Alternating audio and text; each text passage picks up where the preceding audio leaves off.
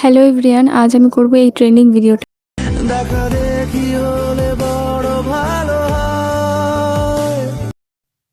ফার্স্টে আমি মুখ ধুয়ে ফ্রেশ হয়ে এসে পড়লাম, কারণ এই ট্রেনিং ভিডিওটা করার জন্য ফার্স্টে আমার মোমবাতি লাগবে, তাই নিয়ে আসলাম। কারণ এই মোমবাতির আলো ছাড়া তো ভিডিওটা হবেই না।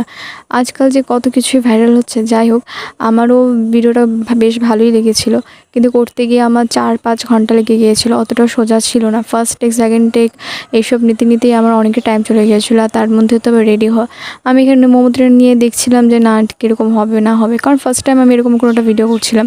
তো যাই হোক আমি ফার্স্টে আগে নিচে প্রিপারেশনটা করে নিচ্ছিলাম। একটা টেবিল নিয়েছিলাম, এই টেবিলের মধ্যে আগে সুন্দরভাবে একটা ডায়েরি, তার উপরে খুব সুন্দর চুড়ি, ফুল, আর তার সাথে মোমবাতিগুলো জ্বালিয়ে দিলাম। কারণ এরকম সেট আপটা না থাকলে ভালো লাগবে না। আর পিছনে এটা আমার আগে থেকে সেট আপ করাই ছিল, শাড়ি দিয়ে করেছিলাম। তো যাই হোক এখানে একটা মোমবাতি ধরানোর পর মনে হচ্ছিলো যেন আরও কয়েকটা মোমবাতি দিলে বেশ ভালো হতো, তাই আমি আরও কয়েকটা মায়ের কাছ থেকে নিয়েছিলাম, মিনিমাম 4-5টা। এখানে টোটাল 5টা মোমবাতি আমার দেওয়া হয়ে গেছিলো। একটা আমি এক্সট্রা রেখে দিয়েছিলাম যদি পরে লাগে। আর এখানে আমি লাইট সেট আপ করে নিয়েছিলাম, তো শেষমেশ তো আমার লাইটটা অফ করতেই লেগেছিলো। ফার্স্ট টেকটা নেওয়ার জন্য আমি লাইটটা অন করেছিলাম। ফার্স্ট টেকটা নেওয়ার আমি 4-5টা টেক নিয়ে নিয়েছিলাম, আর বারবার আমার চুলের মধ্যে আগুন লেগে যাচ্ছিলো। তো যাই হোক ফার্স্ট টেক নেওয়া হয়ে গেছে, এবার সেকেন্ড টেক নিতে হবে। আর সেকেন্ড টেক নেওয়ার জন্য খুব এক্সাইটেড ছিলাম। আর এই রেডিটা হওয়ার জন্য ভাবলাম যে খুব সুন্দর একটা হোয়াইট কালার ব্লাউজের সাথে মেকআপটা করলে, তার সাথে একটা রেড কালার ওড়না দিয়ে যদি টেক করি বা পরি তাহলে ভালো হবে। তো যাই হোক আমি এখানে একটা মেকআপ করে নিচ্ছিলাম সিম্পল বেসের মধ্যে। আর আমি চেয়েছিলাম মেকআপটা একটু হাইলাইটার থাকবে, গ্লোই থাকবে, যাতে অন্ধকারের মধ্যে যদি চিকচিক কিছু শিমার টিমার ইউজ করলে একটু লাইটের মধ্যে গ্লোই লাগবে আর খুব চকচকও করবে। তাই আমি ভাবলাম যে ওইটা একটু বেশি করে দেওয়াটাই বেশি ম্যাটার করে।